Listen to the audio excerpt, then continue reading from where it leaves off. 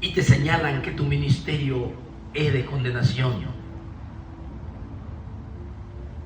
no logran entender lo que las Escrituras nos enseñan. Si la ira de Dios vino sobre Jesucristo para que el pecado sea castigado, ahí se encuentra la solución en el Evangelio de Jesucristo, en su sacrificio, en su sangre. Pero el hombre, si muere sin ese sacrificio, él pagará sus propios pecados eternamente y para siempre, sufriendo por toda la eternidad. Jesucristo dijo que será un lugar de llanto, de lágrimas, y será un lugar de crujir de dientes. Será un lugar donde su misma memoria le recordará las cosas pasadas y que tuvo oportunidad de salvación, pero despreció el santo sacrificio del Hijo de Dios. Entonces está sujeto a la ira el hombre que desprecia, porque Jesucristo, mi hermano, tomó la copa de la ira. Por eso Jesucristo dijo así: Padre, si quieres, pasa de mí esta copa.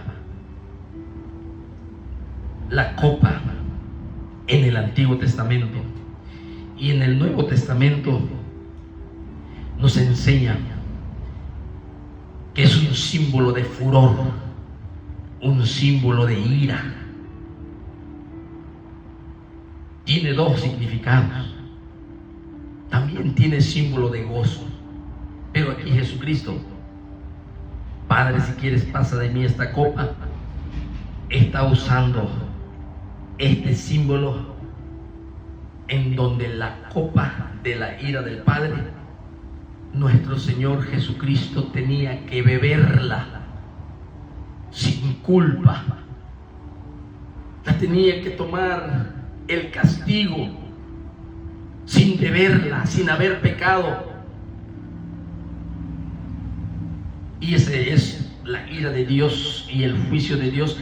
Otra vez vuelvo a repetir, es una respuesta santa, es una respuesta justa a la injusticia y al pecado. Por eso, hermanos, la ira de Dios y el juicio de Dios se manifiesta como una reacción divina a la maldad y a la desobediencia. Qué equivocados están los que piensan que Dios no castiga el pecado, que no es un Dios de ira, que no es un Dios de juicio. La palabra de Dios nos enseña que esta ira divina, hermanos, no es una ira o como el enojo humano, como el que nosotros conocemos, sino que la ira de Dios y el juicio del Creador es una expresión de su santidad y una preocupación por el bien, y lo expresa aplicando el castigo justo a través del juicio, o muchas veces retirando su presencia y su favor. La ira humana es egoísta, es inestable la ira humana. Pero la ira de Dios es santa, es justa y siempre es justificada. La ira de Dios surge de un amor puro por la justicia. Y eso es lo que todos merecíamos nosotros. Pero gracias por la solución de Dios Padre en su amor, anhelando salvación, no deseando condenación. Su amor se preocupa por el bien del hombre. Al mismo tiempo, su justicia demanda ser juzgado el pecado, castigar la desobediencia y la maldad al mismo tiempo. Es por eso que hay una solución a este problema. Y este principio Dios lo vino enseñando desde el Antiguo Testamento. Cuando entró el pecado, o antes de que entre el pecado, Adán estaba cubierto de la gloria de Dios. Y Eva estaban cubiertos de la gloria de Dios. No había pecado, no había impedimento, no había iniquidad ante un Dios santo, y podía haber una relación íntima y estrecha entre creador y criatura. Pero cuando se separó, cuando entró el pecado, hubo una separación. Dios había dicho que la desobediencia traería la muerte, y eso era lo que merecía el hombre. Pero vemos que el Señor pone solución y viste al hombre con túnica de pieles, y le es enseñado a Adán cómo acercarse a su Creador por medio del derramamiento de sangre, expresando fe hacia un Dios santo. Y así fue como nuestro padre Adán enseña a Caín y a Abel y a todos sus hijos cómo deben de acercarse al Creador. Ya cuando el Señor forma un pueblo, una nación, te estoy hablando ya desde Génesis capítulo 12 en adelante, ahí hay fundamentos en donde habitaría Dios en medio de su pueblo, pero ya estaba puesta la base fundamental, cómo debería de acercarse el hombre a su Creador, por medio de los sacerdotes, por medio de los sacrificios, por medio del arrepentimiento, por medio del perdón. Y podemos ver claramente nosotros, hermanos. Entonces, aquí, en el huerto del Getsemaní, este pasaje, hermanos, es muy conocido, donde se narran los acontecimientos en los 4 evangelios, en los sinópticos y en el evangelio de Juan. Lucas es el autor de este evangelio. Y saliendo se fue como solía al monte de los olivos, y sus discípulos también le siguieron. Cuando llegó a aquel lugar les dijo: orad que no entréis en tentación.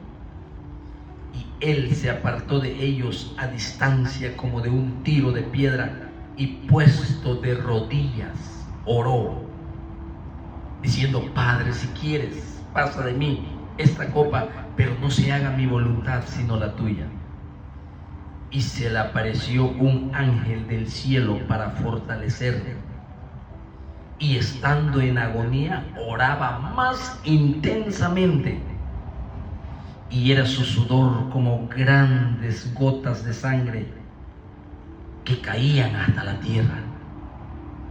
Esta clase de sufrimiento, hermanos, en realidad no lo podemos comprender, pero quizás el Espíritu Santo nos puede enseñar algo de esto.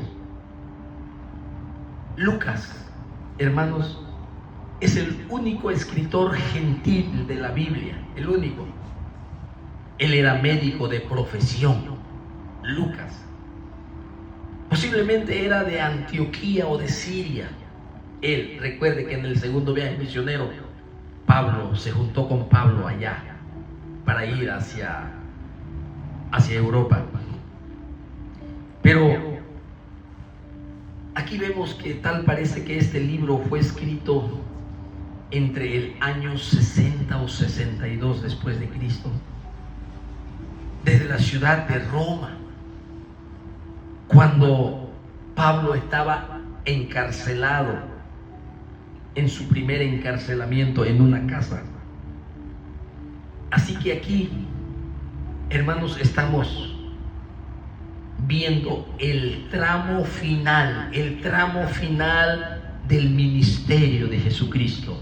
Dice el versículo 39, y saliendo se fue como solía al monte de los olivos, y sus discípulos también le siguieron. Aquí vemos que el Señor venía del aposento alto y se va y se dirige rumbo al huerto del Getsemaní.